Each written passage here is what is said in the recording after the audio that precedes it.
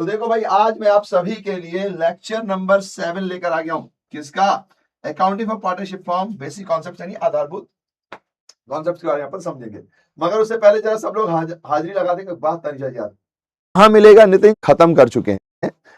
जहन जलाओ पूंजी पर ब्याज शंकर। चलिए जी स्टार्ट करते हैं। तो इस वजह से अपनी क्लास नहीं हो पाई कल, है ना, वरना कल अपनी क्लास थी। चलिए जी स्टार्ट करते हैं भैया जी। एक क्वेश्चन होमवर्क दिया था, आप लोग करके लाए हो। पूंजी पर ब्याज की गणना और अभ्यास प्रश्न पत्र हमने कर लिया था। देखो हमने हर टॉपिक को समझ लिया है। अब एक एक करके कर लेते हैं। पूंजी पर ब्याज यानी इंटरेस्ट ऑन कैपिटल, कमीशन तो कमीशन ही है, सैलरी यानी वेतन हमने कर लिया है, लोन यानी ऋण भी हमने कर लिया, ऋण पर ब्याज जो होता है उसको हमने सब कुछ कंप्लीट कर लिया है, रेंट पेड यानी किराया भी हमने खत्म कर दिया। तो हर आइटम का क्या ट्रीटमेंट होता है ये हम खत्म कर चुके हैं। ठीक है जी। अब शुरू होगा एक आखिरी ट्रीटमेंट, है ना, जिसको अपन कहते हैं आहरण पर ब्याज यानी इंटरेस्ट ऑन ड्राइंग। इसमें बहुत सारे रूल्स हैं, प्लीज आपको सारे रूल पढ़ने होंगे। मैं बार बार आपको बता रहा हूं, मुझे पता चल गया है कि इस बैच में हमारे पास कुछ बच्चे ऐसे हैं जिनकी 11th बिल्कुल ही नहीं है। मेरी सभी से रिक्वेस्ट है कि आपको 2 चैप्टर जरूर देखने हैं। एक है बेसिक अकाउंटिंग टर्म्स, यानी कि जहां पर हम आधारभूत शब्दावली के बारे में जानते हैं। हिंदी में अगर कहा जाए तो किसी शब्द का क्या मतलब होता है, एसेट्स किसे कहते हैं, लायबिलिटी किसे कहते हैं, ये आपको पता होना चाहिए। दूसरा, जर्नल एंट्री के लिए आप इतना याद रखने कि एसेट्स बढ़ते हैं, है ना, यानी संपत्तियां बढ़ती हैं तो डेबिट होती हैं। अगर आपके खर्चे बढ़ते हैं यानी एक्सपेंस बढ़ते हैं तो डेबिट होते हैं। लेकिन अगर पूंजी यानी कैपिटल, लायबिलिटी यानी दायित्व, या फिर आय यानी रेवेन्यू आपका बढ़ता है तो फिर वो बढ़ता है तो क्रेडिट होता है, घटता है तो डेबिट होता है। एसेट एक्सपेंस बढ़ते हैं तो डेबिट, घटते हैं तो क्रेडिट। इतने रूल तो आपको याद रखने ही पड़ेंगे। प्लीज प्लीज प्लीज, एसेट्स क्या होते हैं यानी संपत्ति क्या होती है, दायित्व क्या होते हैं, इसको आपको 11th में देखना पड़ेगा, है ना। प्लीज प्लीज प्लीज, ठीक है। चलिए, डीपीपी कहां मिलेगा नितिन जी? जब अपना ये क्लास खत्म हो जाता है तो आपको जो क्लास का ऐप है उसमें क्लास नोट्स के साथ साथ डीपीपी नोट्स करके या डीपीपी पीडीएफ करके होंगे, उसमें आपको मिलेंगे। ठीक है, चलिए अब स्टार्ट करते हैं। तो मैंने आपको एक होमवर्क दिया था, उसको भी सॉल्व कर लेते हैं। आहरण पर ब्याज तथा उसकी गणना आज हमारा ये टॉपिक है। ये सबसे बड़ा टॉपिक है और मैंने आपको बताया हमारी जो क्लास है वो बिहार बोर्ड से थोड़ा लेवल ऊपर रहेगी। क्यों रहेगी? क्योंकि भैया जी बिहार बोर्ड का लेवल बहुत लो है अभी, मैं इसमें कोई झूठ नहीं है, काफी लो लेवल है। अगर हम उस लेवल का पढ़ाएंगे तो जाहिर सी बात है कि आगे चल के सीयूटी या सीए होगा तो आपको वहां पर तकलीफ आएगी। आपको लगेगा कि यार निक्कू भैया तो दे मस्त टीचर थे और फिर उन्होंने क्या कर दिया। तो मैंने आपको बताया कि भाई सीयूटी का सिलेबस तो हम लगभग पूरा कवर करेंगे इस बैच के अंदर, चाहे वो एग्जाम बिहार बोर्ड में वो क्वेश्चन आते हो चाहे ना आते हो, हमें करने पड़ेंगे, क्योंकि आज की बात नहीं, आपका फ्यूचर भी है। और हर चैप्टर में कुछ ना कुछ 2-3 थोड़े बड़े सवाल भी कर लेंगे जो बिहार बोर्ड में कभी नहीं आएंगे, मतलब आते नहीं है, उम्मीद है कि आगे भी नहीं आएंगे जिस तरीके का उनका लेवल है, लेकिन हम वो करेंगे ताकि आपको बड़े सवाल करने में घबराहट ना हो। अगर आप में से कोई सीए में जाए तो वहां प्रॉब्लम ना आए। तो प्लीज इसमें मुझे आपके साथ की जरूरत पड़ेगी, ठीक है। और जिन भी बच्चों को क्लास अच्छी लग रही है प्लीज वो फीडबैक फॉर्म जरूर भरें, क्योंकि ऐसा होता है कि जिन बच्चों को पसंद नहीं आता, अब वो 11वीं नहीं पढ़े, है ना, 11वीं नहीं पढ़े, वो इस बात को एक्सेप्ट नहीं कर पाते कि मैं 11वीं नहीं पढ़ा इसलिए मेरे को प्रॉब्लम आ रही है, या मुझे फिर 11वीं पढ़ के थोड़े बहुत कॉन्सेप्ट जो भैया ने बोले वो पढ़ लूं तो मुझे 12वीं में प्रॉब्लम नहीं आएगी। उनका ये मुझे समझ नहीं आ रहा, टीचर बेकार है। तो इसलिए मेरी रिक्वेस्ट है कि जितने भी अच्छे बच्चे हैं जो जिनको समझ में आ रहा है, जो पढ़ रहे हैं, जिनको लग रहा है कि हाँ सब कुछ ठीक है, वो लोग जरूर फीडबैक फॉर्म भरें। और आपको याद रखना है कि 5 स्टार बेस्ट होता है ना, 5 स्टार बेस्ट होता है, and I want 5 star from everybody, है ना। सभी लोग 5 स्टार चाहते हैं चॉकलेट भी है, क्योंकि मुझे आता हूं। अभी फिलहाल अपन ये क्वेश्चन सॉल्व करते हैं। पीपीटी, एक्सेल, वर्ड, क्या आपने ये शब्द सुने हैं? आपको पता होना चाहिए अब एआई का जमाना आ गया है। मैं आपको बार बार एआई बोल रहा हूं ताकि आप उसको यूज करना सीखें। जितनी जल्दी खोजेंगे सीखेंगे उतना अच्छा होगा। उससे पहले पीपीटी, एक्सेल और वर्ड बहुत इंपॉर्टेंट चीज हुआ करते थे, है ना। एक कॉम्युनिस्ट की जिंदगी में पीपीटी, एक्सेल और वर्ड में से कोई ना कोई फाइल उसको जरूर बाद में आगे चल के बनानी पड़ती थी। तो इन तीनों पे भी आपकी अच्छी कमांड होनी चाहिए। अब बहुत सारे एआई आ गए जहां पे सिर्फ आप अपनी बात बोलते हो, पीपीटी वो खुद बना देते हैं, है ना। एक्सेल की शीट के लिए कुछ डाटा देते हो, वो शीट्स खुद बना देते हैं। तो ये आप बैकग्राउंड में जरूर सीखिए, क्योंकि ये स्किल्स आपको सीखनी पड़ेंगी ताकि आगे चल के, जैसे जब हमने पुराने वक्त में, अगर आपको याद होगा, जब कंप्यूटर आ रहा था तो बहुत लोगों में हड़कंप मच गया था, बहुत हड़तालें भी हुई कि कंप्यूटर आएगा तो जॉब जाएंगी, तो ये होगा तो वो होगा। लेकिन सच बात यह है कि जॉब नहीं गई है, जॉब रिप्लेस हुई है ना। जॉब करने का तरीका बदल गया, बस ये हुआ है। जॉब तो कल भी अकाउंटेंट की थी, आज भी अकाउंटेंट की है, कल भी रहेगी, या चार्टर्ड अकाउंटेंट की है, या किसी की भी है, बस उसको करने का तरीका बदलेगा। और कुछ जॉब जरूर लुप्त हो जाएंगी धीरे धीरे, लेकिन जो एक्सीलेंस के साथ काम करते हैं, वो एक्सीलेंस कभी खत्म नहीं होता। आज मशीनें हैं, लेकिन फिर भी कई ऐसी इंसान हैं जो अपने हाथ की कलाकारी से चीजें करते हैं और वो उन मशीनों से भी ज्यादा अच्छा करते हैं और उनकी कीमत भी है। आज भी रॉयल्स रॉय हर चीज हाथ से बनाती है, कुछ कुछ चीजों को छोड़कर सारी डिजाइन उनकी हाथ से होती है, जबकि अब तो लोग मशीनों से सारे काम करते हैं, पेंटिंग वेंटिंग ये सब मशीनों से करते हैं। क्योंकि भैया जी अगर आपके पास एक्सीलेंस है तो मशीन आपको कभी रिप्लेस नहीं कर सकती। तो उसमें आपको ये बात ध्यान रखनी है, पीपीटी, एक्सेल और वर्ड, ये 3 चीजें आपको जरूर सीखनी है। अगर आपको नहीं आता तो यूट्यूब पे टाइप कीजिए कि पीपीटी एआई के थ्रू कैसे बनाएं और जरूर बनाइए और मुझे बताइए, मुझे अच्छा लगेगा। ये सारे नाम मैं इसीलिए ला रहा हूं ताकि आपके अंदर प्रेरणा पैदा कर सकें अपन, क्योंकि समझ रहे हो आप सब बिहार से हो, अब में से बहुत लोग गांव से होंगे जिन्होंने शायद हो सकता है ये वर्ड सुने ही ना हो या फिर इन्होंने कभी बनाए ही ना हो, है ना, आपके स्कूलों में नहीं सिखाया गया होगा, है ना। तो ये आपके लिए जरूरी है भाई, और ये आपको एक्स्ट्रा एफर्ट्स करने पड़ेंगे। मैं आपको इस बैच में सिर्फ 12th नहीं पढ़ाने वाला हूं, मैं उसके आगे के लिए तैयार करने वाला हूं। इसमें मेरा भी लालच है कि आगे के लिए अगर आपको तैयार करूंगा, आपको आगे चल के कोई फायदा होगा तो उसी बहाने आप मुझे याद करोगे, कहोगे यार एक बंदा था, है ना, निक्कू भैया, उन्होंने हमें पहले ही ये सारी चीजें सिखा दी थी। और मैं चाहता हूं कि आप दूसरे बच्चों से भी आगे रहें, नहीं तो कम से कम उनके सामने कंपीट कर पाए। तो इसलिए आपको ये बातें ध्यान रखनी है ना। ये 3 चीजें हैं, पीपीटी, एक्सेल, वर्ड। यूट्यूब पे जाइए, आज नहीं तो कल, कल नहीं तो परसों, परसों। सवाल भी है, कैपिटल 1,80,000 और 60,000 है, या कैसे बनाते हैं आपको ये पता होना चाहिए। अगर आपको नहीं आता तो आता है तो वेरी गुड। चलो भैया, तो ये तीनों यही बात अपने साथ लाए थे। और अब एक सवाल भी है, कैपिटल 1,80,000 और 60,000 है, यानी ये इनकी पूंजी है। मैं हिंदी में भी बोलता जा रहा हूं। एक्सेल ने कहा कि भाई मैं सैलरी लूंगा 1,000 रुपए पर मंथ, पीएम का मतलब होता है पर मंथ, तो भैया इसको 12 से मल्टीप्लाई करना पड़ेगा, तो ये हो जाएगा 12,000। ठीक है जी, अब जरा हिंदी में भी पढ़ लेते हैं। देखो, पीपीटी, एक्सेल और वर्ड एक व्यवसाय में साझेदार है जिनकी पूंजी क्रमशः 1,80,000 और 60,000 है। साझेदारी विलेख निम्नलिखित प्रावधान है, यानी पार्टनरशिप डीड में कुछ चीजें बोली गई हैं। एक्सेल जो है 1,000 रुपए प्रति माह वेतन मिलेगा, यानी 12 से मल्टीप्लाई करोगे तो पूरे साल का होगा। फिर पूंजी पर 10% वर्ष की दर से ब्याज दिया जाएगा, यानी इंटरेस्ट ऑन कैपिटल है 10%। फिर वर्ड्स गेट कमीशन, वर्ड को कमीशन मिलेगा 4,000 रुपए। तो ये देखिए, ये 10% है, ये 1,000 रुपए प्रति माह है ना, प्रति माह है। 4,000 रुपए कमीशन है, तो ये 4,000 रुपए सीधा जाएगा। आहरण पर ब्याज, पीपीटी को 500 रुपए, एक्सेल को 400 रुपए और वर्ड को 300 रुपए। आहरण पर ब्याज यानी profit and loss appropriation account में इस तरफ, है ना। यस सर, पाइथन भी, हाँ जी बिल्कुल बिल्कुल। अगर आप ये और लैंग्वेज सीख पाएंगे तो और अच्छा है ना। नाउ मतलब सीखने के लिए तो बहुत सारी चीजें हैं, लेकिन क्योंकि आप 12th में है तो मैं बेसिक बेसिक बता रहा हूं आपको। आप और चीजें सीखो तो और अच्छी बात है, वेरी वेरी गुड। अपने पीठ पे ऐसे थपथपाते रहो, पर सीखना भी है ना, ऐसा ना हो कि आप सिर्फ बोले। ठीक है, वेरी गुड।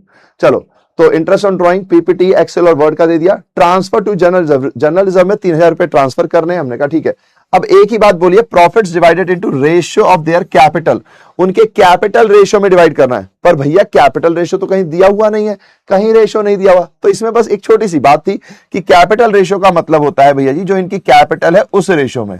अब कैपिटल तो भैया अमाउंट में है, रेशियो में तो है नहीं, तो क्या करें, तो इसको रेशियो में बदलोगे आप। रेशियो में बदलने के लिए क्या करना पड़ता है, इन तीनों को ऐसे नंबर से डिवाइड करो कि तीनों हर बार उस नंबर से डिवाइड हो जाएं, और जब डिवाइड होने लायक ना रहे तो फिर वो आपका रेशियो है। तो अगर मैं देखूं तो देखो, ये 4 जीरो इससे कट जाएंगे, हाँ जी, ये 4 जीरो भी कट जाएंगे, ये 4 जीरो भी कट जाएंगे, ये कॉमन है, कट गया, हाँ जी। अब 10, 8 और 6 ये बचा।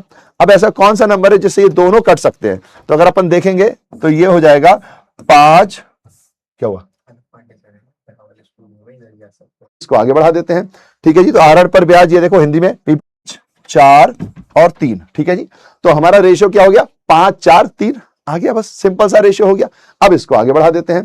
ठीक है जी, तो आहरण पर ब्याज, ये देखो हिंदी में पीपीटी 500, 400, 300 है, और सामान्य आरक्षित निधि में 3,000 का हस्तांतरण किया जाएगा, यानी रिजर्व में भेजा जाएगा। लाभ में उनकी पूंजी का अंश अनुपात ये होगा, और आपको बनाना है बहुत प्यार से, हौले हौले तरीके से बना देंगे अपन। देखो भैया जी, ये हमारा सवाल होगा, ये डेबिट, ये क्रेडिट। सबसे पहले आपको इधर लिखना है बाय नेट प्रॉफिट।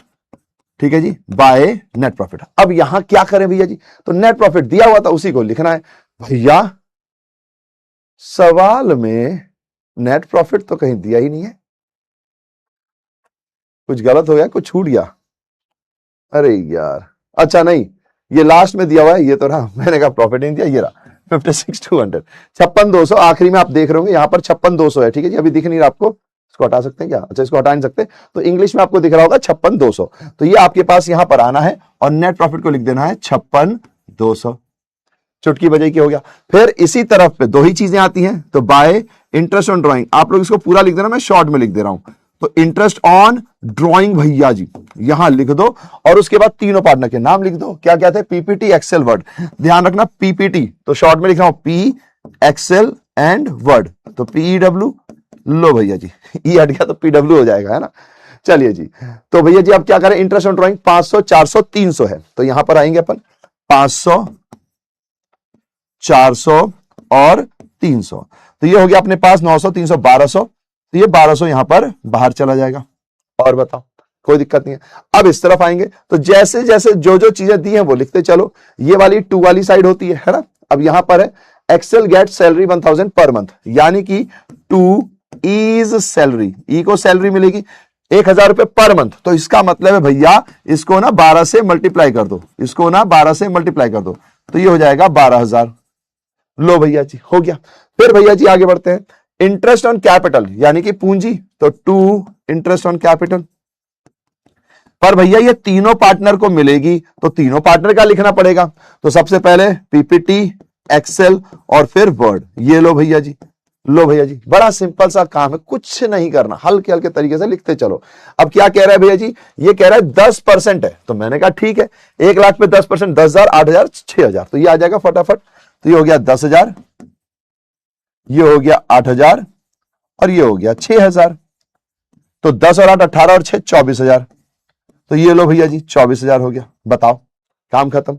अब आगे बढ़ते हैं, तो ये हो गया, ये हो गया वर्ड्स। वर्ड्स गेट कमीशन 4,000, तो यहां पे कमीशन लिखोगे 2 डब्ल्यूज कमीशन। ठीक है, कितना रुपया है भैया जी, 4,000 है, तो भैया यहां पे 4,000 लिख दो। ठीक है भैया जी।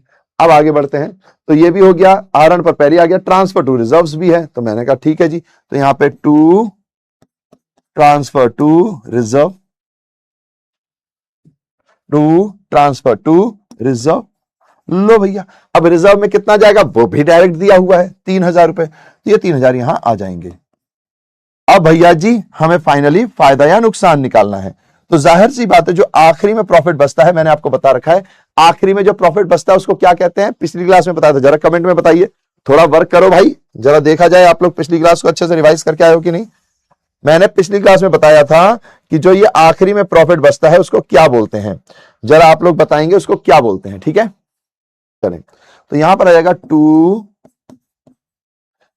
Profit transfer to partners capital account.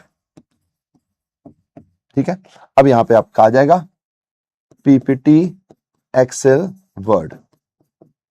ठीक है, फिर क्या होगा भैया जी, अब यहां पर आपको प्रॉफिट निकालना पड़ेगा, तो 56 और 1 57 200, और इधर देखोगे तो 12 और 24 36, यानी ये वाली साइड बड़ी है भैया, तो दोनों तरफ वही लिखोगे, जो साइड बड़ी होगी दोनों तरफ वही लिखोगे। तो 57 200, ठीक है, फिर वो इधर आ जाएगी 57 200।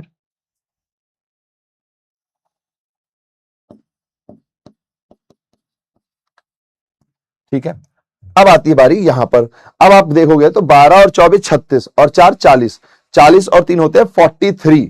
तो अब 57 200 में भैया माइनस कर दो 43,000, तो कितना आया प्रॉफिट, और किसी ने आंसर लिखा डिविजिबल प्रॉफिट। क्या बात है प्रियांशु, सूरज, जिन जिन ने डिविजिबल प्रॉफिट लिखा वेरी वेरी वेरी गुड, है ना, 14,400। ओके, प्रॉफिट भी आ गया, एपी ने बता दिया, खुशी ने भी बता दिया, कार्तिक, प्रीतम, क्या बात है, तनुजा, वेरी गुड, ये चाहिए आंसर चाहिए, very good, Nutan, Sneha, Suraja, Vikram, okay very good. तो यानी कि भैया जी अगर आप यहां देखोगे तो 14,400 तो नहीं, 14,200 आ रहा है, 400 आ रहा है, 5 और 4 9 और 3 12 12, oops, okay, my mistake my mistake, okay my mistake, वहां पे 56 200 है। चलिए भैया जी, तो ये आ गया 57 400, ये आ गया 57 400, बिल्कुल ठीक है, बिल्कुल ठीक है। अब पीडब्ल्यू को कर देते हैं भैया जी अपन, तो भैया जी टोटल आया हमारा 14,400। ठीक है, अब अगर भैया जी हमारा टोटल आ रहा है 14,400, तो अब आप भैया इसको एक काम करो, माइनस करके जो बचा है उसको रेशो में बांट दो, है ना। अच्छा, अगर भैया यहां कैपिटल रेशो नहीं दिया होता तो क्या करते, जरा कमेंट में बताइए। अगर यहां पर ये लाइन नहीं लिखी होती भैया, अगर ये वाली लाइन यहां नहीं लिखी होती तब हम क्या करते, कमेंट में जरा बता दो। हाँ जी, 57,400 कर दिया, शायद पीछे चल रहा है आपका, ठीक है, कर दिया जी। अब यहां पर 14,400 को बांट देंगे, या रफ है ये, है ना। अब इसको भैया जी रेशो में बांटना है, तो रेशो मैंने अभी निकाला था 5, 4, 3 इक्वली, एपीजी ने बता दिया। ओके, तो 5:4:3 अपॉन 12, तो 12 से इसको काटोगे तो ये आ जाएगा 1200। तो 1200 इंटू 5, पहले पार्टनर का 5 का हिस्सा है, तो 1200 इंटू 5, तो इसको मिल जाएगा भैया 6000।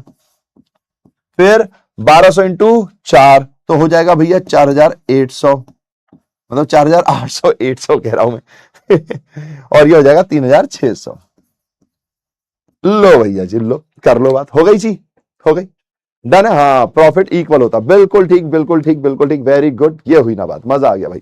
तो भैया अगर ये लाइन नहीं लिखी होती तो इसका मतलब प्रॉफिट नहीं दिया होता, और प्रॉफिट नहीं दिया होता तो हम उसको इक्वल मानते हैं, बिल्कुल सही। अब आप में से बहुत लोगों ने ये बता ही दिया कि भैया जी ये जो आखिरी में प्रॉफिट होता है ना, ये जो आखिरी में प्रॉफिट होता है ये डिविजिबल प्रॉफिट होता है ना।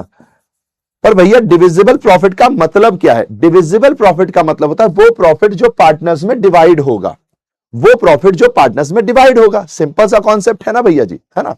ठीक है, हाँ भैया जी, बिल्कुल ठीक है, ठीक है जी। अब इसमें एक पॉइंट आ गया, क्या कि यार अगर मान लो इंटरेस्ट ऑन कैपिटल का एक पॉइंट आपको याद होगा जिसमें मैंने आपको एप्रोप्रिएशन रेशियो या एक्सपेंस रेशियो बताया था, उस बात को ध्यान रखना। उसमें क्या था कि अगर मान लो मैं इसी क्वेश्चन में कहूं कि मेरे पास यहां पर अगर मान लो मैं कहता हूं कि मेरे पास 1000 रुपए का प्रॉफिट है और भैया ये 1200 रुपए है, ठीक है जी, 1000 रुपए और 1200 रुपए है, ओके भैया जी।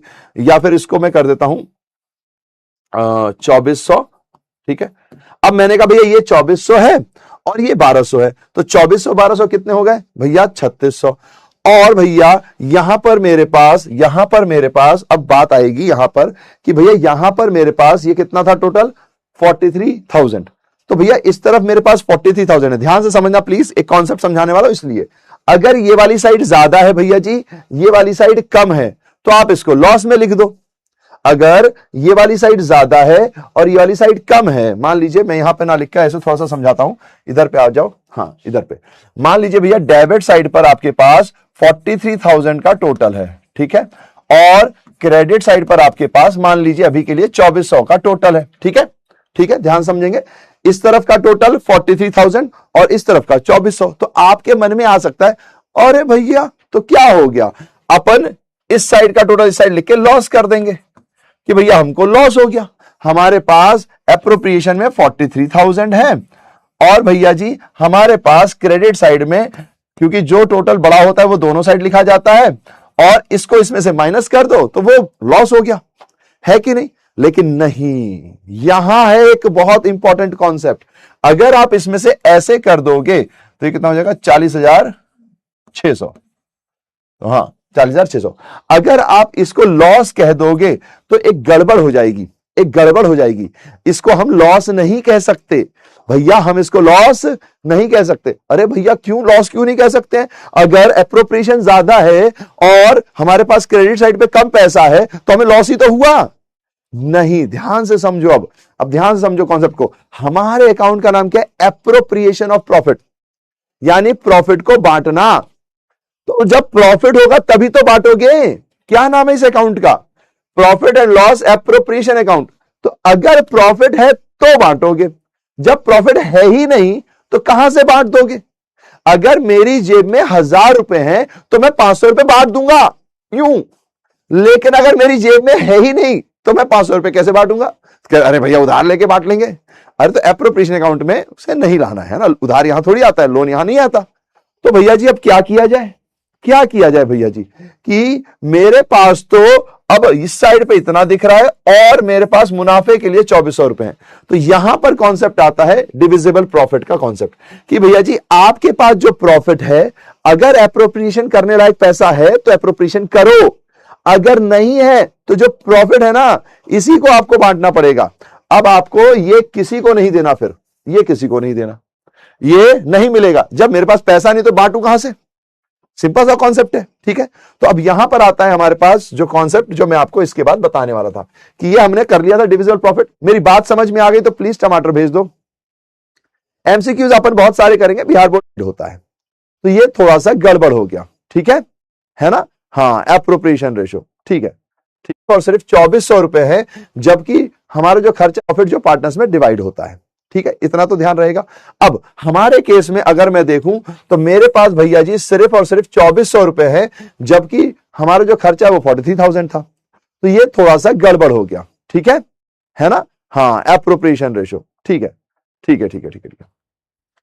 अच्छा, एक और लाइन जैसे आप लिख रहे हो ना, मुझे समझ नहीं आया, तो खुशी जी ये जरूर बताओ कि कौन सी बात समझ में नहीं आई, है ना? अगर हमको हमारा लेवल थोड़ा सा हाई करना है तो हमेशा अपनी बात को पूरी तरीके से रखो कि भैया मुझे डिविजिबल प्रॉफिट समझ में नहीं आया, तो मैंने क्या बताया कि भैया नेट प्रॉफिट में इंटरेस्ट ऑन ड्रॉइंग जोड़ दिया, कोई अप्रोप्रिएशन नहीं किया, तो यही आपका डिविजिबल प्रॉफिट है। अगर मान लीजिए क्वेश्चन कहता है इंटरेस्ट ऑन कैपिटल दे दो, अब मेरे पास पैसे भी हैं तो मैंने बांट दिया, फिर क्वेश्चन ने कुछ नहीं कहा, बस इतना ही कहा इंटरेस्ट ऑन कैपिटल दे दो, तो हमने दे दिया, उसके बाद जो पैसा बचा वो डिविजिबल प्रॉफिट है।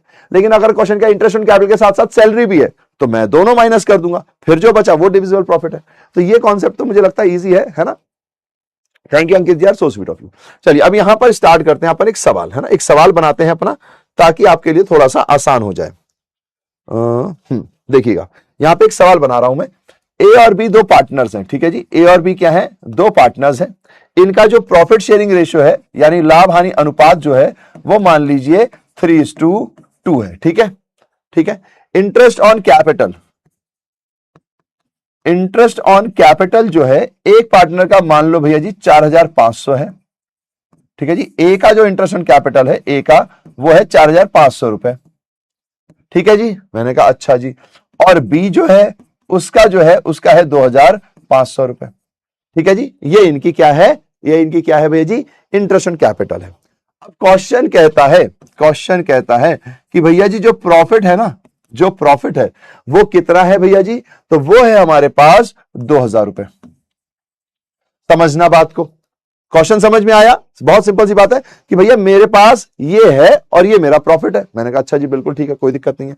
अब प्रॉब्लम ये आई कि अगर मैं पीएनएल एप्रोप्रिएशन अकाउंट बनाता हूं, अगर मैं पीएनएल एप्रोप्रिएशन अकाउंट बनाता हूं तो ये क्रेडिट साइड है, ये डेबिट साइड है, ठीक है जी। इतना तो क्लियर है ना? शॉर्ट में समझा रहा हूं मैं, कॉन्सेप्ट समझा रहा हूं इसलिए।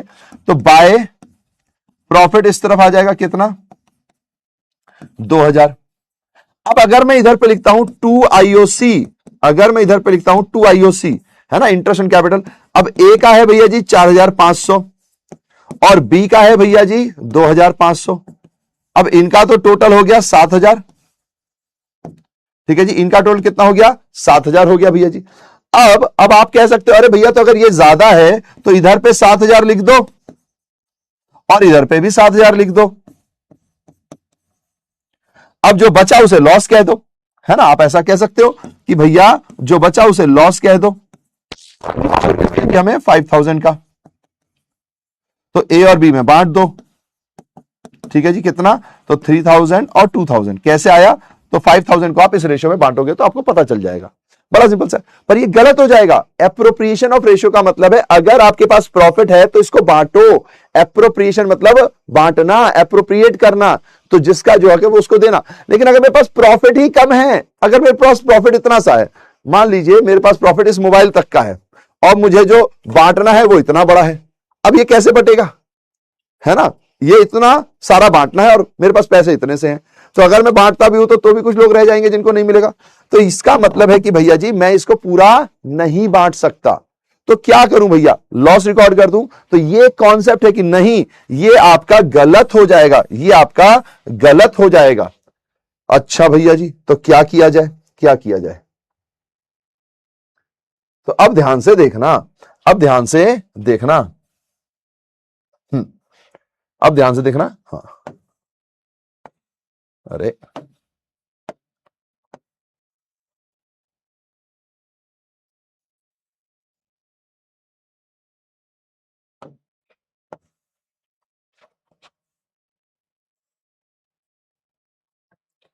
तो ये आपका क्या हो जाएगा, गलत हो जाएगा। इसको बोलोगे आप रॉन्ग सॉल्यूशन।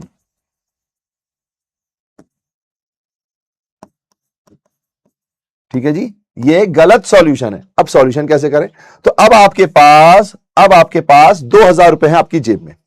अब ये 2000 रुपए बांटने हैं, लेकिन पार्टनर्स के पास 5000। अरे बिलियनियर जी ऐसी बात ना करें, 5000 कहां से आया, अरे 4500 और 2500 7000 हो गया। 7000 को आप इसमें से माइनस कर दोगे, सिंपल सा कॉन्सेप्ट है ये तो, है ना। ऐसा ना करें यार। अब मुझे उम्मीद है कि 11वीं 12वीं आपने डेबिट क्रेडिट सीखा होगा। इसका टोटल अगर ज्यादा बड़ा होगा, इससे माइनस करोगे तो बैलेंस आएगा जो वो है अपने पास, है ना। चलिए अब इधर देखिएगा। अच्छा, इसका ना थोड़ा सा अमाउंट बदल देता हूं मैं, नहीं तो ना दिक्कत हो सकती है। इसका अमाउंट कर देते हैं अपन, ऐसा कैसा करूं कैसा करूं, तो मैं चाहता नहीं हूं कि अभी मुझे कोई पॉइंट वाला चक्कर पड़े, तो मैं इसको कर देता हूं 28,000। ठीक है, 2800 कर देता हूं। ठीक है, मैं नहीं चाहता कि कोई पॉइंट का चक्कर पड़े, इसलिए मैं 2800 लिख दे रहा हूं। ठीक है जी, डिलीट 2800 5800। ठीक है, इसको आप बांटोगे ये गलत हो जाएगा। ठीक है, चलिए जी, अब आ जाते हैं यहां पर। तो प्रॉफिट है मेरे पास 2800। चलो भैया जी, तो अगर मेरे पास भैया प्रॉफिट है 2800, तो मैं तो सिर्फ 2800 ही बांट सकता हूं, मैं ये नहीं बांट सकता, है ना, मैं ये नहीं बांट सकता। तो अब मैं ये बांटू कैसे, मैं इसे बांटू कैसे। तो अब आपने सोचा होगा कि प्रॉफिट भैया 2800 है, अगर आप इंटरेस्ट ऑन कैपिटल नहीं दे सकते तो आप एक काम करो भैया, प्रॉफिट के रेशियो में बांट दो, है ना। आपके मन में सवाल आ सकता है कि भैया प्रॉफिट के रेशियो में बांट दो। आपने तो सिखाया था भैया जो प्रॉफिट का रेशियो दिया हुआ हो या जो क्वेश्चन का है उसी में प्रॉफिट को बांट दो। तो भैया अगर आप इंटरेस्ट ऑन कैपिटल नहीं दे सकते तो प्रॉफिट जो है उसको प्रॉफिट रेशियो में बांट दो। नहीं, यहीं पर एक कॉन्सेप्ट है एप्रोप्रिएशन रेशो। क्या कॉन्सेप्ट है, एप्रोप्रिएशन रेशो। यानी कि आपको जिस पार्टनर को जो देना था उस रेशो में आप बांटोगे, जिस पार्टनर को जो देना था उस रेशो में। तो यानी कि मुझे रेशो निकालनी पड़ेगी। अब किस पार्टनर को क्या मिलना था, तो भैया ए को मिलना था 4500 रुपया और बी को मिलना था भैया 2500 रुपया, है ना। कायदे से ए के 4500 बनते हैं, बी के 2500 बनते हैं। अब मेरे पास पैसे नहीं है तो इसलिए मैं इनको पूरा तो नहीं दे सकता, लेकिन जो प्रॉफिट है उसका हिस्सा तो दे ही सकता हूं। आखिर मिलना तो ए और बी को ही है ये प्रॉफिट। तो कैसे बांटू, क्या रेशो में बांटू, पीएसआर में बांटू, नहीं, आपको जो उसको देना है उस रेशो में बांटोगे। तो ये क्या हो जाएगा भैया, 2 0 से 2 0, इसको इससे काटेंगे तो ये 9 और ये 5, यानी कि 9:5, यानी कि भैया जी 9:5 में बांटोगे। और इसी को बोलते हैं एप्रोप्रिएशन रेशियो। कई लोग इसको बोल देते हैं एक्सपेंस रेशियो, क्योंकि जो हमारा एप्रोप्रिएशन है उसे एक्सपेंस भी कहते हैं। तो एप्रोप्रिएशन रेशियो या एक्सपेंस रेशियो और एक्सपेंस रेशियो, ठीक है। अच्छा, क्योंकि यहां पर एक ही सवाल है, इस सवाल में एक ही पॉइंट था इंटरेस्ट ऑन कैपिटल, तो कई किताबों में आप देख लोगे कि कैपिटल रेशियो में बांटो। कई किताबों में आप ये भी देख सकते हो कि कैपिटल रेशियो में बांटो। वो बात तब तक तो ठीक है जब तक कि सिर्फ इंटरेस्ट ऑन कैपिटल का पॉइंट है, लेकिन अगर इसी में सैलरी आ जाए तो, अगर इसी के अंदर कमीशन आ जाए तो फिर हम कैपिटल का रेशो नहीं बांध सकते, वो गलत हो जाएगा। इसीलिए आप कॉन्सेप्ट याद रखना, एप्रोप्रिएशन रेशो या एक्सपेंस रेशो। मैं इसको एप्रोप्रिएशन रेशो क्यों कहता हूं, क्योंकि हम पीएनएल एप्रोप्रिएशन अकाउंट बना रहे हैं, तो इसलिए इसका नाम एप्रोप्रिएशन रेशो मुझे ज्यादा सही लगता है। ठीक है जी, ओके। तो ये आ गया। तो 9:5 में आपको 2800 को बांटना है। अब आप यहां लिखोगे 2A, यहां पे बांट सकते हो 2 प्रॉफिट करके, डिविजिबल प्रॉफिट जैसे बांटते हैं, तो 2 प्रॉफिट ए को और बी को। किस रेशो में भैया, 9:5। ये रॉन्ग हो जाएगा, 9:5 ये एप्रोप्रिएशन रेशो सही रहेगा। तो यानी कि आप बांटोगे तो 14 तो 2 तो 1800 और 1000, तो ये हो गया भैया जी 2800। तो ये 2800 यहां भी हो गया और ये 2800 यहां भी हो गया। टमाट गए तो टमाटर भेजे। ठीक है, 1800 1600 नहीं 2800 आएगा। ठीक है, हाँ 1800 ठीक है, हो सकता है 6 गलती से हो गया। सब प्रॉफिट और नेट प्रॉफिट सेम ही होता है। अब प्रियांशु जी अगर प्रॉफिट एंड लॉस अकाउंट के प्रॉफिट की बात करेंगे तो नॉर्मली वो प्रॉफिट नेट प्रॉफिट की ही बात कर रहा है, यहां पे डिविजिबल प्रॉफिट आता है ना। नॉर्मली जो प्रॉफिट होता है वो एक्चुअली नेट प्रॉफिट की तरह ही दिखाया जाता है, बट आपको क्वेश्चन पढ़ना पड़ेगा। अगर क्वेश्चन में नॉर्मली कुछ नहीं कहा गया है तो प्रॉफिट नेट प्रॉफिट की तरह होता है, लेकिन कई बार ऐसा होता है कि क्वेश्चन में प्रॉफिट बोला हो पर उसमें कुछ चार्ज अगेंस्ट प्रॉफिट के आइटम रह गए। हमने क्वेश्चन किया था जिसमें कि भैया सैलरी देना रह गई थी, तो हमें सैलरी वापस सैलरी हमने माइनस कर दिया था। अगर अप्रोप्रिएशन कर दिया है तो उसमें आपको ऐड करके फिर नेट प्रॉफिट निकालना पड़ेगा, है ना। तो कई बार प्रॉफिट और नेट प्रॉफिट में अंतर रहता है अगर कुछ एडजस्टमेंट है तो, अदरवाइज नॉर्मल केस में प्रॉफिट ही नेट प्रॉफिट होता है। चलिए जी, टमाटर आ गए, अरे वाह, ये हुई ना बात, ठीक है जी। तो याद रखेंगे क्या भैया, ये एप्रोप्रिएशन रेशो है। ध्यान रखना कई किताबों में आपको मिल सकता है कि ऐसे केस में हम इंटरेस्ट ऑन कैपिटल या कैपिटल रेशो में बांटते हैं। नहीं, कैपिटल रेशो सिर्फ तब तक ठीक है जब तक कि हमारे पास ए और बी का सिर्फ इंटरेस्ट की कैलकुलेशन बोली गई है। लेकिन अगर इसमें सैलरी भी जुड़ जाए, कमीशन भी जुड़ जाए, तो फिर आप कैपिटल रेशो में नहीं बांटते। इसीलिए सबसे बेस्ट आंसर आप याद रखो कि एप्रोप्रिएशन रेशो या एक्सपेंस रेशो, ये ध्यान रखना है। चलिए भैया जी, एक सवाल तो आपने ऐसे करा दिया, एक काम करो एक और सवाल करा दो। हाँ जी, जैसे सूरज जी ने कहा सर अगर सैलरी और कमीशन सब देगा तो क्या होगा, तो आइए एक और सवाल कर लेते हैं। मैथ्स की कैलकुलेशन होगी और कुछ नहीं होगा। आइए अब ये सवाल अपन मिलकर करते हैं, ठीक है, मजा आएगा, मिलकर करते हैं। प्लीज आप लोगों को अच्छे से करना है, ठीक है। आ जाओ भैया जी। तो देखिए, आर और एस पार्टनर्स हैं, sharing profits in the ratio of 4:3। ये 4:3 में अपना रेशियो बांटते हैं, ठीक है जी। आर ने कंट्रीब्यूट किए 3 लाख रुपए और एस ने कंट्रीब्यूट किए 1 लाख रुपए। ये इनकी कैपिटल हो गई, पूंजी हो गई। हिंदी में देख लो, आर और एस 4:3 के अनुपात में लाभ बांटने वाले साझेदार हैं। आर ने 3 लाख और एस ने 1 लाख पूंजी के रूप में लगाए। उनके समझौते में यह प्रावधान था कि पूंजी पर 10% वार्षिक ब्याज और एस को 2,500 रुपए प्रति माह वेतन दिया जाए, ठीक है। ध्यान से देखिएगा, पूंजी पर 10% वार्षिक ब्याज यानी इंटरेस्ट ऑन कैपिटल है, ठीक है जी, ये लिखा हुआ है इंटरेस्ट ऑन कैपिटल। और सैलरी जो है सिर्फ एस को मिलेगी 2,500 रुपए पर मंथ, लेकिन क्या बोला हुआ है, पर मंथ, तो इंटू 12 करना पड़ेगा, ठीक है। हाँ जी, अब net profit interest on capital and salary से पहले का है 42,000। वैसे भी नेट प्रॉफिट हमेशा एप्रोप्रिएशन के पहले का ही होना चाहिए। अगर प्रॉफिट में से आप एप्रोप्रिएशन कर ही चुके हो तो फिर उसको कैसे लोगे, है ना। तो ऐसे केस में उसको ऐड करना पड़ता है। तो ये लाइन आप ध्यान रखेंगे, providing interest on capital and salary amount to ₹42,000, यानी 42,000 रुपए जो प्रॉफिट है वो इनको बांटने से पहले का है। जाहिर सी बात है, तभी तो आप बांटोगे, अगर बांट ही चुके हो तो फिर क्यों दोगे। तो हिंदी में भी देख लीजिए, प्रतिमाह वेतन दे दिया 2,500 रुपए एस को, ठीक है, और दिया जाएगा 31 मार्च 2023 को समाप्त हुए वर्ष के लिए पूंजी पर ब्याज और वेतन देने से पहले का शुद्ध लाभ 42,000 है। हमने कहा ठीक है जी। तो अब इसको क्वेश्चन को हम सॉल्व करने लगे, तो हम यहां पर आए, हमने क्या किया भैया जी, यहां पर लिख दिया बाय नेट प्रॉफिट 42,000, ठीक है जी। हाँ जी भैया जी। अब भैया जी हमने ध्यान नहीं दिया एग्जाम्पल के लिए, अभी फिर हम इस तरफ लिखने आ गए, to IOC interest on capital. अब कौन कौन था, आर और एस था। अब मैं इधर लिखने लगा, ध्यान नहीं दिया मैंने। अब आर का कितना था कैपिटल भैया जी, 3 लाख, और एस का कितना था 1 लाख। तो इस पे 10% यानी कि भैया ये 30,000 और ये 10,000 ले भैया, 40,000 तो ऐसे ही हो गए।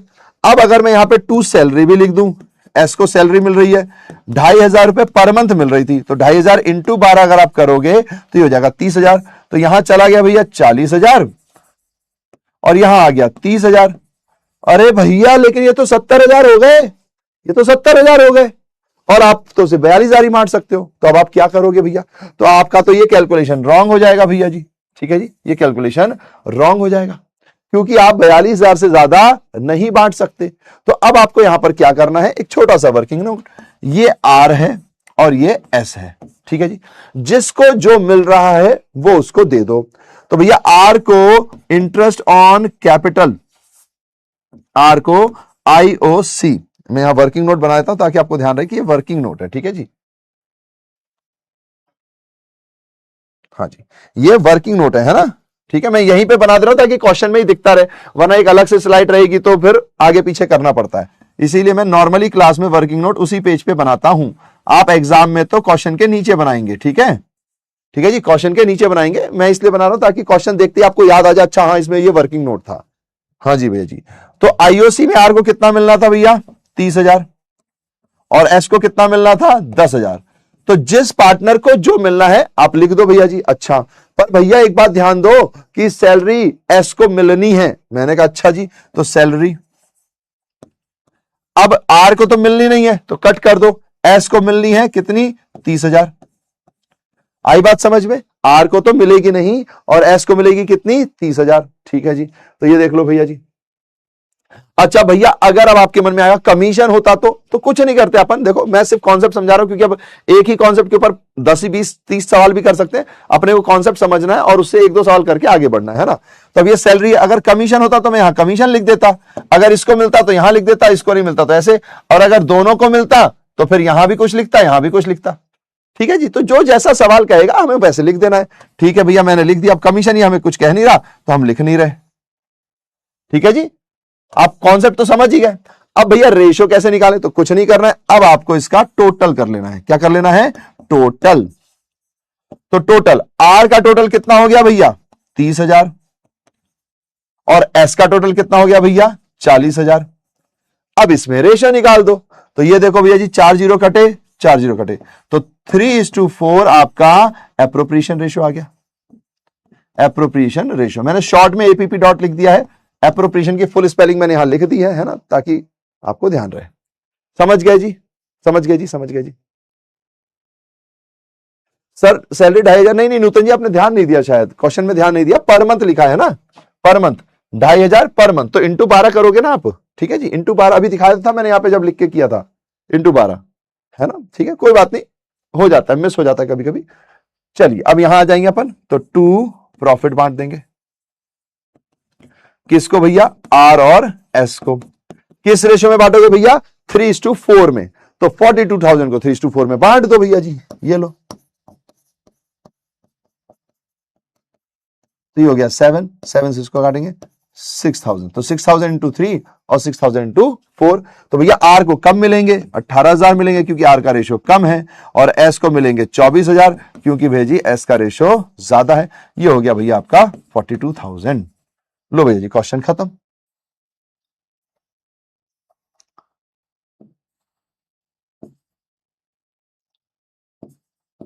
तो जरा मुस्कुराओ कि ये कॉन्सेप्ट कंप्लीट हो गया है।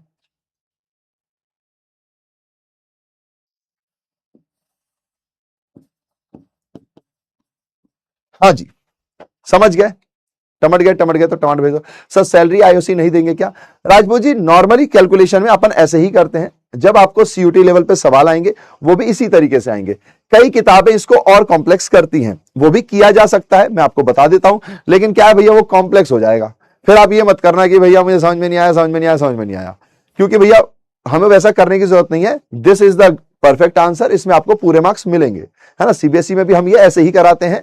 बट हाँ, मैं बच्चों को नॉलेज के लिए बता देता हूं, पर फिर उस पर हम डिस्कशन नहीं करते। अब प्रॉब्लम यह है कि कोई चीज हमने ऐसे ही बता दी, कुछ बच्चे होंगे जिनको नहीं पल्ले पड़ेगा, वो फिर चालू हो जाएंगे। तो इसलिए मेरी एक छोटी सी रिक्वेस्ट है, मैं आपने क्योंकि सवाल पूछ लिया है तो मैं बता देता हूं कि अगर मान लो आपको चीजें बांटनी हो, है ना, अगर आपको चीजें बांटनी हो तो आप कैसे करोगे। ये देखो, ये 30 और 10 है, तो सबसे पहले अगर इंटरेस्ट ऑन कैपिटल आपको निकालना है तो इंटरेस्ट ऑन कैपिटल कैसे मिल रहा था भैया जी, 30,000 और 10,000। ठीक है, तो आप यहां पर क्या करते हो, रेशो निकालते हो। क्या करते हो, रेशो निकालते हो। ठीक है जी, तो अगर आप देखोगे तो 30,000 और 10,000 था ये, है ना, और ये यहां पर 42,000 है। तो आप इसको इंटरेस्ट ऑन कैपिटल को 3:1 में बांट देते हो। किस में बांटते हो, 3:1 में, और ये फिर अलग से मिलता है। बट क्या है कि फिर उसमें कॉम्प्लेक्स सिचुएशन आ जाती है, तो इसीलिए सिंपल सोबर जो सब कराया हुआ भी और अप्रूव्ड भी है, तो आप यहां पर सीधा 18-24 बांटते हो, है ना। वरना आईओसी की कैलकुलेशन अलग और सैलरी के लिए आप अलग करते हो। अब इसको करने के लिए क्या है कि ये आपने बांटा 18,000 और 24,000। ठीक है, तो आर को मिलेंगे 18,000, आर को क्या मिलेंगे 18,000, और एस को मिलेंगे 24,000। ये तो कंफर्म हो गया, है ना, ये तो कंफर्म हो गया फाइनल रेशो निकालकर।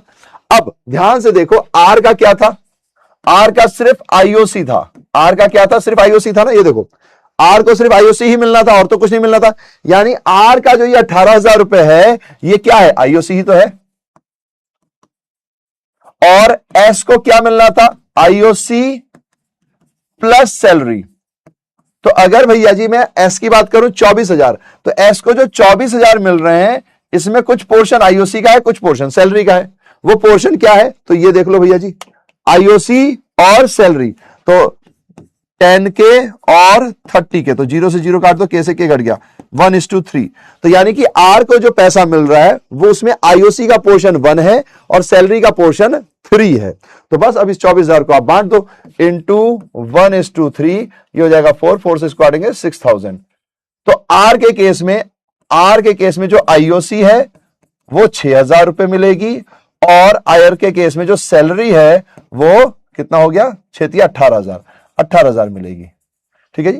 तो आप ऐसे भी कर सकते हो कि इंटरेस्ट ऑन कैपिटल आर नहीं एस, सॉरी मैंने दोनों में ही आर लिख दिया क्या, ओके सॉरी, ये भैया जी एस हो जाएगा, है ना।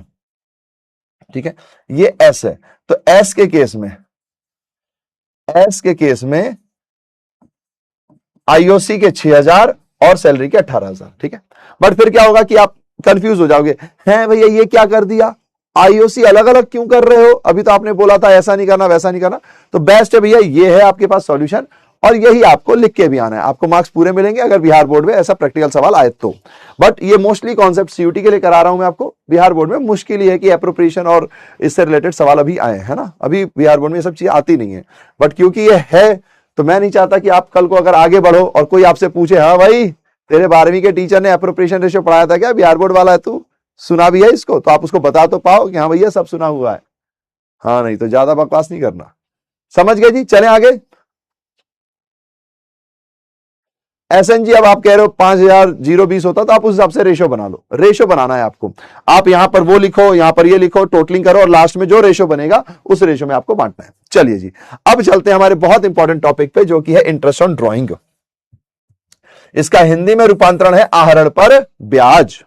सबसे इंपॉर्टेंट और सबसे बड़ा टॉपिक है ये, क्योंकि इसमें से रूल्स बहुत है इसके अंदर। तो आपको सबसे पहले सारे रूल्स लिखने पड़ेंगे।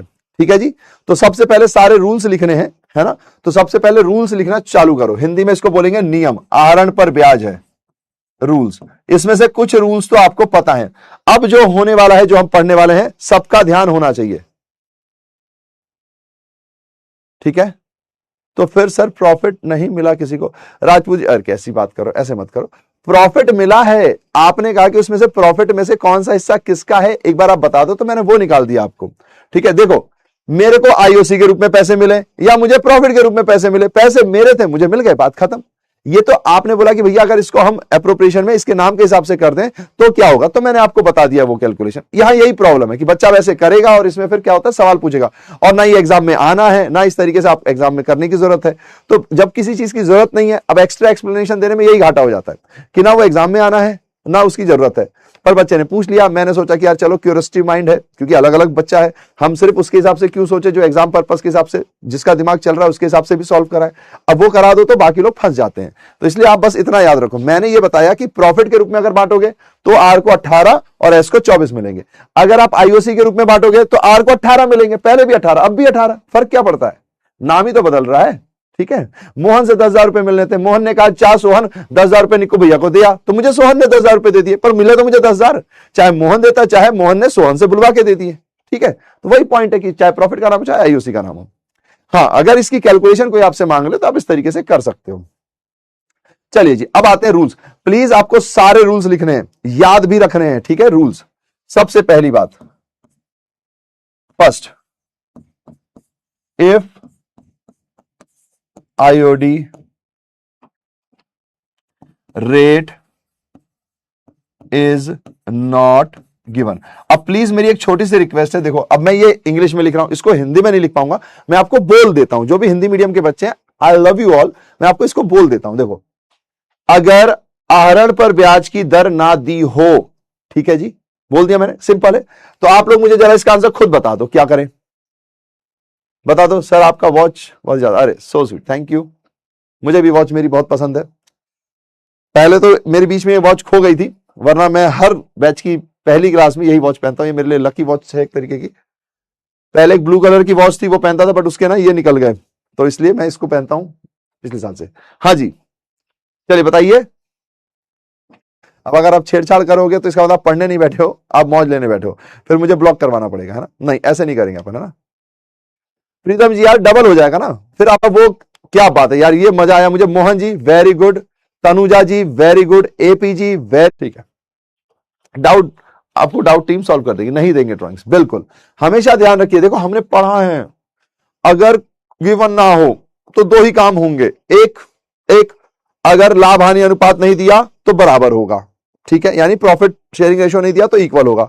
और अगर लोन पार्टनर ने दिया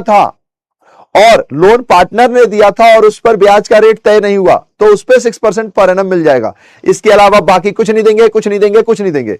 आहरण पर ब्याज नहीं देंगे, कैपिटल पर ब्याज, पूंजी पर ब्याज नहीं देंगे, आहरण मतलब ड्राइंग्स, तो इन दोनों पर ये चीजें नहीं देंगे। सैलरी देंगे क्या? नहीं देंगे। कमीशन देंगे क्या? नहीं देंगे। अगर कुछ नहीं बोला तो कुछ नहीं देंगे, ठीक है।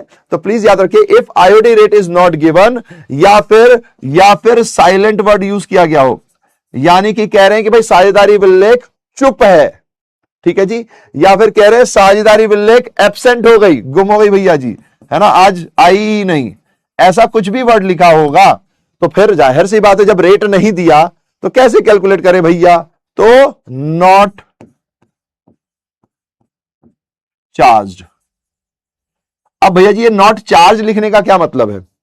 चार्ज मतलब कि हम पार्टनर से ड्राइंग्स लेते हैं ना, तो हम उससे नहीं लेंगे, ठीक है जी। हिंदी वाले प्लीज ध्यान देंगे, अगर आहरण पर ब्याज की दर ना दी हो, या वो चुप है या वो गायब है, मतलब नहीं लिखा गया उसके बारे में कुछ भी, तो उसको नहीं देंगे, मतलब नहीं लेंगे, सॉरी नहीं देंगे नहीं बोलेंगे, नहीं लेंगे, क्योंकि हम आहरण पर ब्याज पार्टनर से लेते हैं, हम कौन है? फर्म है ना, तो हम नहीं लेंगे। अच्छा जी, अब इसमें एक आया कॉन्सेप्ट सेकंड, इफ, अच्छा अगर ड्राइंग का अमाउंट नहीं दिया हो तो समझ रहे हो, अगर ड्राइंग का अमाउंट नहीं दिया होगा तो फिर नहीं लेंगे, है ना। या तो सवाल बताएगा आहरण पर ब्याज कितना है, और अगर नहीं बताएगा तो नहीं लेंगे। अगर आहरण ही नहीं दिया तो उसमें ब्याज कैसे निकालोगे, है ना। तो इतना तो ध्यान रखना कि ड्राइंग्स ना दिया हो, अब कोई पूछेगा भैया अगर आहरण ही नहीं दिया तो कैसे करेंगे, तो भैया नहीं करेंगे, या तो रेट दिया हो या कुछ कैलकुलेशन दी हो तभी तो करेंगे, नहीं तो नहीं करेंगे। अब ध्यान से देखना, इफ इंटरेस्ट ऑन ड्राइंग, ये इंपॉर्टेंट है, इससे सबसे ज्यादा सवाल आता है। If interest on drawing rate is given, ठीक है जी, यानी कि क्वेश्चन ने आहरण पर ब्याज की दर दे दी, but date of drawings not given.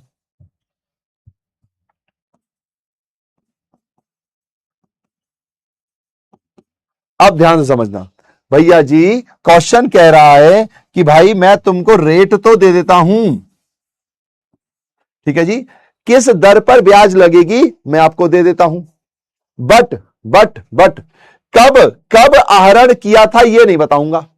मैं तुमको ये बता देता हूं कि 40,000 रुपए का हमने आहरण किया, ड्राइंग्स किया, और मैं बता देता हूं कि 6% है ब्याज, अब लगा लो। तो इस केस में बहुत इंपॉर्टेंट पॉइंट याद रखना, 6 मंथ, या इसको बोलते हैं एवरेज पीरियड। क्या बोलते हैं? Average period. आई बात समझ में? आई बात? बिल्कुल, अब सही समझ गए। परसेंट नहीं नूतन जी, परसेंट नहीं, 6% नहीं, 6 मंथ लेंगे, परसेंट नहीं। परसेंट तो सवाल ने जो दिया होगा वो, एग्जाम्पल के लिए क्वेश्चन कर लेता हूं, है ना, उदाहरण, एग्जाम्पल के लिए क्वेश्चन आपको बता देता हूं। आपको लिखा है एक ही ड्राइंग्स है 40,000 रुपए, ठीक है जी, जो ड्राइंग्स है ए की वो है 40,000 रुपए, और बी की जो ड्राइंग्स है वो 30,000 रुपए है, ठीक है।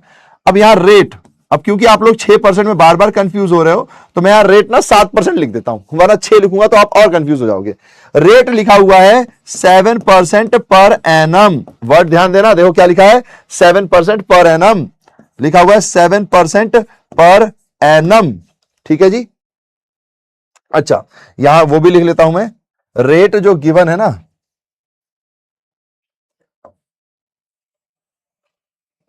अरे यार यहां लिखना पड़ेगा,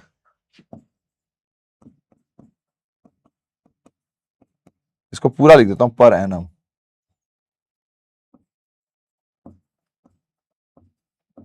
ये रूल बड़ा इंपॉर्टेंट है, इससे ना सबसे ज्यादा सवाल आता है, सबसे ज्यादा चांसेस है, ये पॉइंट तो आएगा ही आएगा। मतलब चांसेस है, नहीं भी आ सकता, पर अगर यहां से आता है तो ज्यादातर चांसेस इसी पॉइंट का है। तो इसको मैं थोड़ा सा स्टार भी मार देता हूं ताकि इस पॉइंट को आप ध्यान रखेंगे। इसी से रिलेटेड अभी एक और पॉइंट भी आएगा, ये दोनों पॉइंट आपको याद रखने हैं। अब देखो क्या लिखा हुआ है, ड्राइंग 40,000 है, ए की और बी की है 30,000, 7% पर एनम आपको रेट लगाना है। ठीक है, तो आप क्या करोगे भैया, कह दोगे 40,000 इंटू 7/100, 2 जीरो से 2 जीरो कट जाएंगे और आप कर दोगे इसको 2800। अब ध्यान से समझना, अगर पूंजी की बात की जाए तो पूंजी में अगर डेट नहीं दी होगी तो आप हमेशा उसको ओपनिंग मानते हो, उसमें ये चल जाएगा।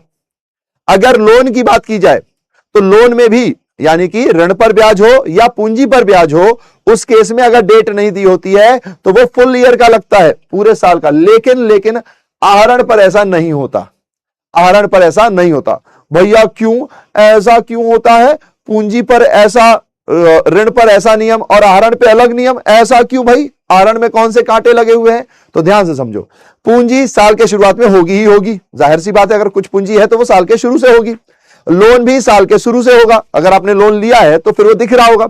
लेकिन आहरण साल के शुरू में हो ऐसा जरूरी नहीं है। आहरण का मतलब होता है ड्रॉइंग्स, आप बिजनेस से पैसे निकालते हो तो वो आप कभी भी निकाल सकते हो। मान लो भैया जी, पापा जी के आपके सर दर्द था भाई, उनको चेक कराने के लिए ले आए, या उनको कोई प्रॉब्लम आ गई तो आपने अपने बिजनेस से पैसे निकाल लिए, तो ड्राइंग्स की डेट आपको नहीं पता तो आपके लिए कैलकुलेशन मुश्किल है। आहरण की कब निकाला गया अगर ये नहीं पता तो आप ये नहीं कह सकते कि आहरण तो साल के पहले ही दिन निकाल लिया जाता है, ऐसा नहीं होता ना।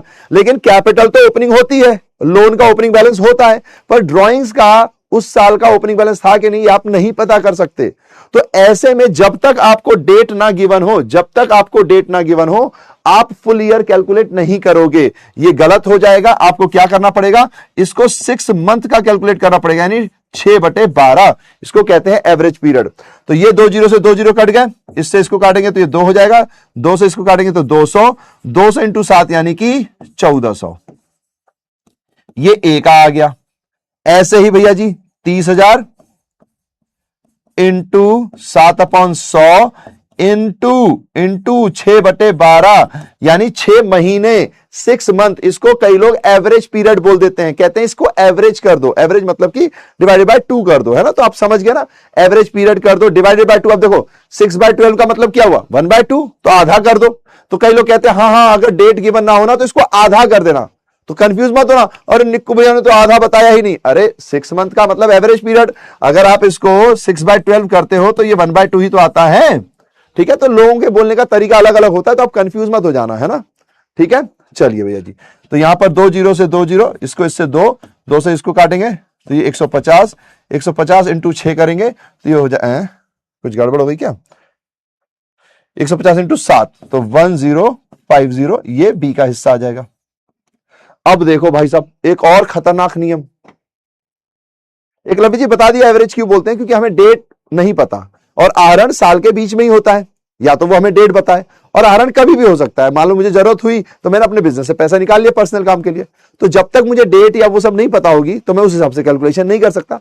तो रिसर्चर ने कहा यार ज्यादा माथापच्ची मत करो। अब आपके मन में आएगा भैया 6 महीने ही क्यों लिया, 4 क्यों नहीं लिया, 3 क्यों नहीं लिया। तो यार रिसर्चर्स ने कहा यार क्या करा जाए, क्या करा जाए। उन्होंने कहा चलो आधा महीना ले लो, मतलब 6 महीना ले लो, साल भर का, साल का आधा कर दो बस। तो फिर हमने ये रूल की तरह अपना लिया, क्योंकि अब कुछ ना कुछ तो मानना पड़ेगा ना भाई। अगर क्वेश्चन कह रहा है कि भाई 40,000 रुपए निकाले गए, डेट नहीं बता रहा, तो अपन क्या करें भैया जी, क्योंकि हमें ये तो पता है 40,000 ओपनिंग ईयर में होंगे, ऐसा कोई जरूरी नहीं है, बीच में भी कभी भी हो सकते हैं।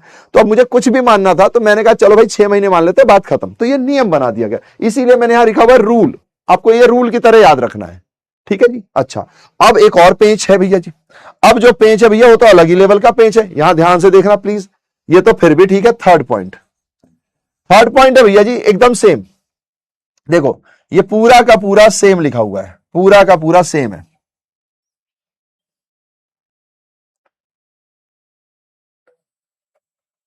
पूरा का पूरा सेम है, ठीक है जी, ये पूरा का पूरा सेम है। अब इसीलिए मैं आपको बार बार बोल रहा था कि इसमें बहुत नियम है, आपको नियम थोड़ा सा ध्यान रखना पड़ेगा।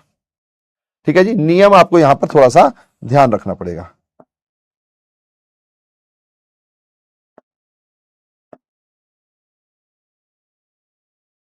ठीक है, अब ध्यान से देखिएगा, इस क्वेश्चन में उन्होंने क्या किया, अब ध्यान से समझना, इस क्वेश्चन में उन्होंने क्या किया।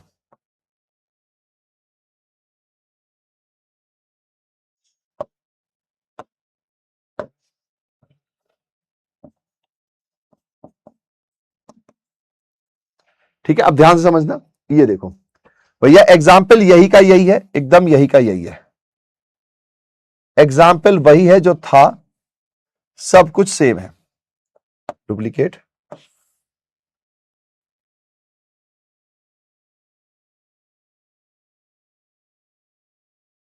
अच्छा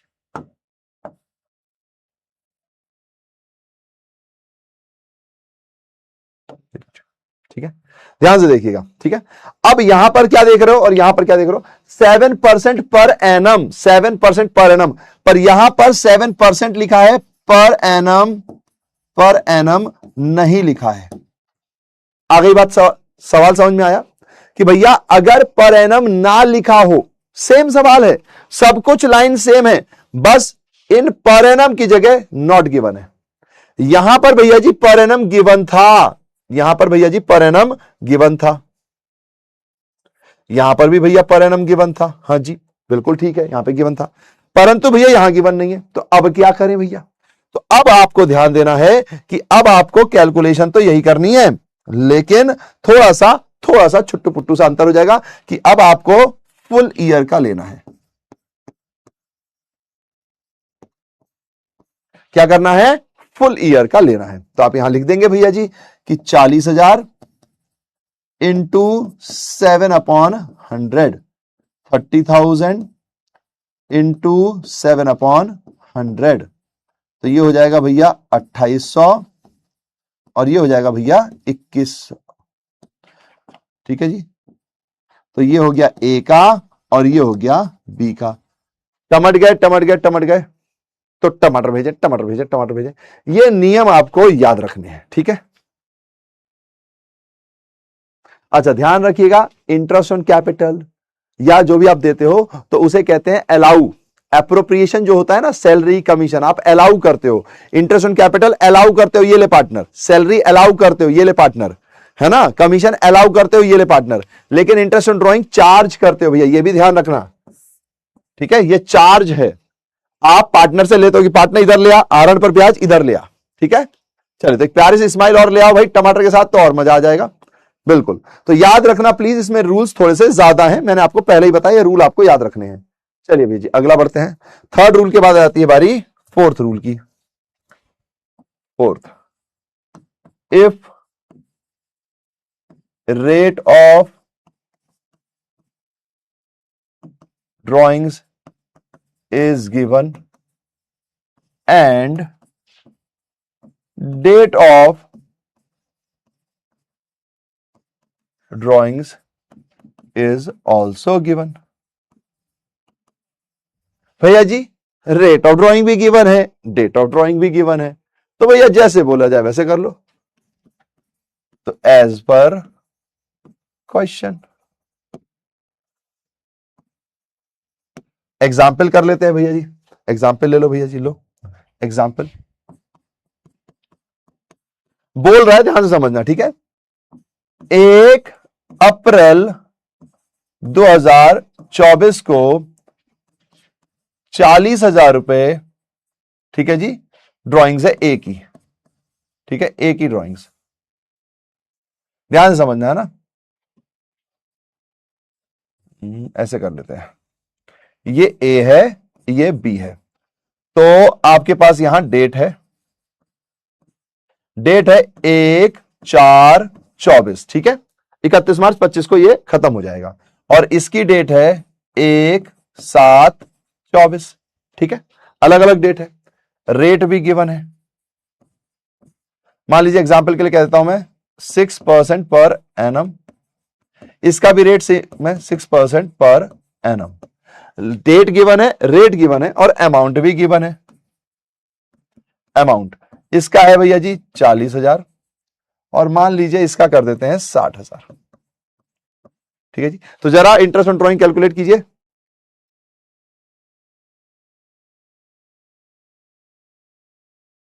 क्रिश जी बहुत लेट हो गए, आप प्लीज दोबारा से लेक्चर देखोगे, मैं बता दूंगा कि कल हमारी क्लास क्यों नहीं लगी, है ना, मैं आंसर दे चुका हूं यार, और पहले जो पढ़ा है उस पर फोकस करो, फिर बाद में ये सब बातें करेंगे यार, समझ रहे हो क्या, अपन पढ़ने आए ना, पहले पढ़ाई बड़ा काम कर ले, फिर देखते हैं आगे की चीजें। हाँ जी, समझ में आई बात, समझ में आई बात। तो जरा कैलकुलेट करें भाई, मैं चाहता हूं कि आप लोग जरा कैलकुलेट करो तो मजा आ जाए।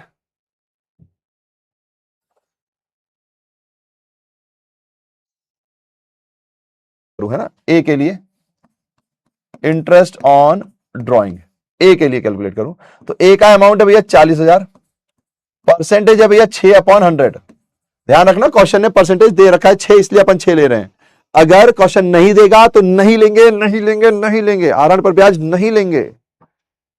नाउ इनटू, अब नॉर्मली क्या ये 1 अप्रैल है, 1 अप्रैल तो साल की पहली तारीख है, 1 अप्रैल से 31 मार्च गिनोगे तो 12 महीने होते हैं। तो यानी कि भैया जी अगर आप टाइम पीरियड निकालते हो तो 12/12 होता है, 12 से 12 काटोगे तो 1 हो जाएगा। तो इसीलिए इसका ना लिखते नहीं है, इसका कोई लिखता नहीं है, आप सीधा 6/100 कर देते हो। ठीक है जी, सीधा 6/100 कर देते हो, आपके पास आंसर आ जाएगा। 2 0 से 2 0 काटेंगे तो 2400 आएगा। अब देख लीजिएगा, जिन्होंने भी गलत किया हो प्लीज चेक कीजिएगा ना, जैसे कृष जी ने 2400 ठीक लिख दिया है, विक्रम जी ने लिखा 2100 भी चेक करते हैं, अयमान ने 3600 लिख दिया है, ओके, कार्तिक 2400, 2700, यानी सबके आंसर में कुछ कुछ ऊपर नीचे है, तो चेक कर लीजिएगा कौन क्या गलत कर रहा है। अब यहां देखो ये क्या लिखा हुआ भैया, 1 जुलाई, तो आपको 1 जुलाई से 31 मार्च गिनना है, तो 1 जुलाई यानी जुलाई पूरा। अगर 31 जुलाई लिखा होता तो जुलाई नहीं लेते, क्योंकि जुलाई खत्म हो गया, 31 तो आखिरी तारीख है, तो जुलाई नहीं लेते। 1 जुलाई लिखा है तो जुलाई लेंगे, तो 1 महीना जुलाई, अगस्त, सितंबर, अक्टूबर, नवंबर, 5 महीने हो गए। जुलाई, अगस्त, सितंबर, अक्टूबर, नवंबर, 5 महीने हो गए। फिर नवंबर के बाद दिसंबर, जनवरी, फरवरी, मार्च, 4 महीने, तो 5 और 4, 5 और 4, 9 महीने। तो यानी कि भैया इस पर जो आप ब्याज लगाओगे वो 9 महीने लगाओगे 60,000 के ऊपर। तो 60,000 इंटू 6/100 परसेंटेज है, पर भैया इसमें मंथ की कैलकुलेशन होगी। भैया इसमें मंथ की कैलकुलेशन क्यों हो रही है? अरे भाई जो डेट दी है उसके हिसाब से होगी। यहां पर क्यों नहीं हुई? क्योंकि 1 अप्रैल है, 1 अप्रैल से पूरा निकालोगे पूरा साल, तो 12 महीने, इसलिए उसमें पूरा पूरा लगाया है, और इसमें 9 महीने लगाया है। ठीक है भैया जी, तो अब इसको सॉल्व करेंगे तो ये हो जाएगा 2, ये 2 0 से 2 0 कट जाएंगे, इसको इससे काटेंगे तो हो जाएगा 300, और 300 से 9, 2700। वेरी गुड, जिन्होंने 2700 निकाला था, किसी ने तो शायद आंसर 2400 और 2700 दिया था, तो जिन्होंने निकाला वेरी गुड। और जो लोग गलत निकाल रहे हैं समझ जाइए कि आप गलत क्यों कर रहे हैं। आप लोग शायद 60,000 पे 6% लगा रहे हो, डेट नहीं देख रहे, ये जुलाई है ना, तो डेट के हिसाब से कैलकुलेशन होगी। ठीक है जी, तो जब रेट और डेट दोनों गिवन हो तो जो भी रेट है जो भी डेट है उसके हिसाब से कैलकुलेट करोगे आप। ठीक है, अच्छा, अब इसके और भी बहुत सारे नियम होते हैं, तो वो अपन कल करते हैं। ठीक है जी, अब मैं कुछ एमसीक्यू आपसे करवाना चाहता हूं तो वो करवा लेता हूं। ठीक है जी,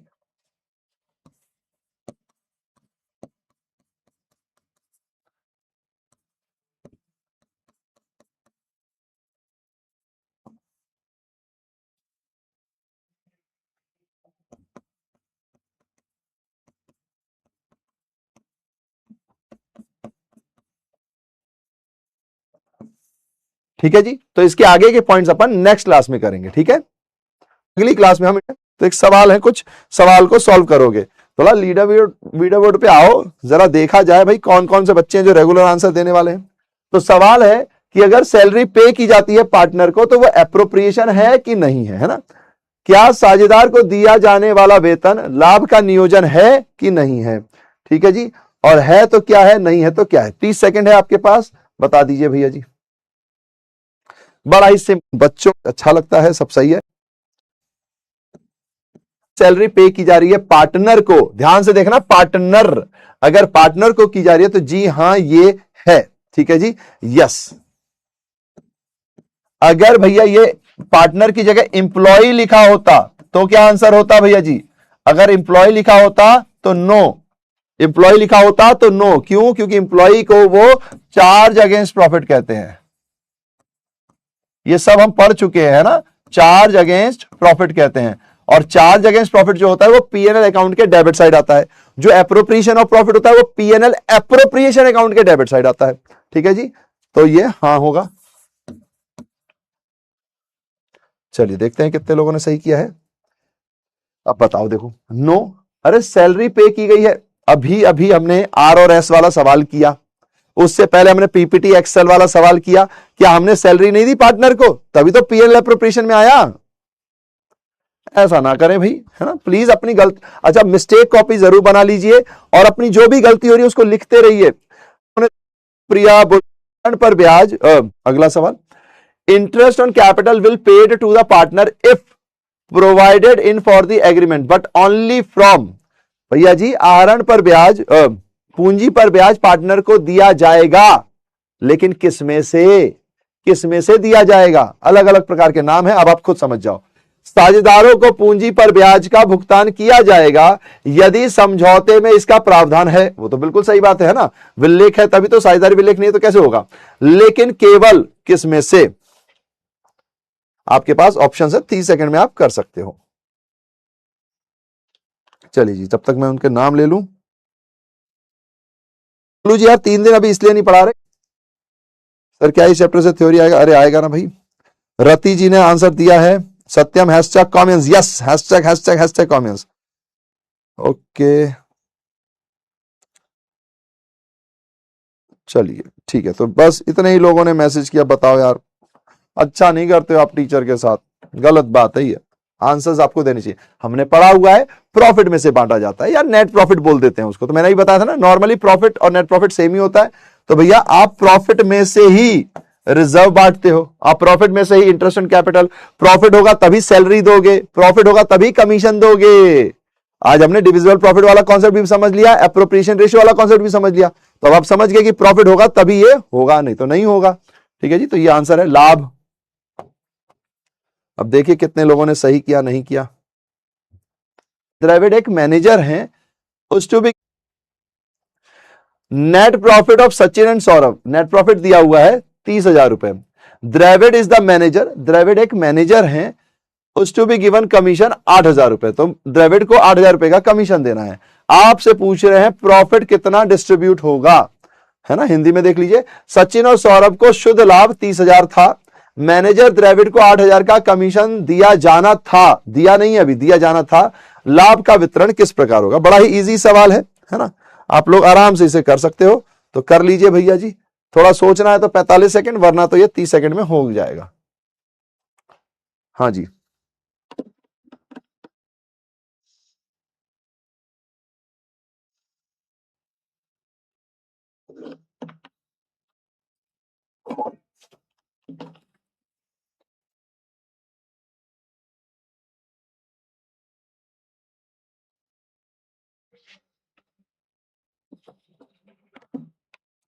चलिए जी, बड़ा इजी सवाल है भैया। 30,000 का प्रॉफिट तो है, लेकिन भैया ये जो 30,000 का प्रॉफिट है, ये भैया जी हम ऐसे नहीं दे सकते, हमें चार्ज अगेंस्ट प्रॉफिट वाले आइटम पहले माइनस करने पड़ेंगे।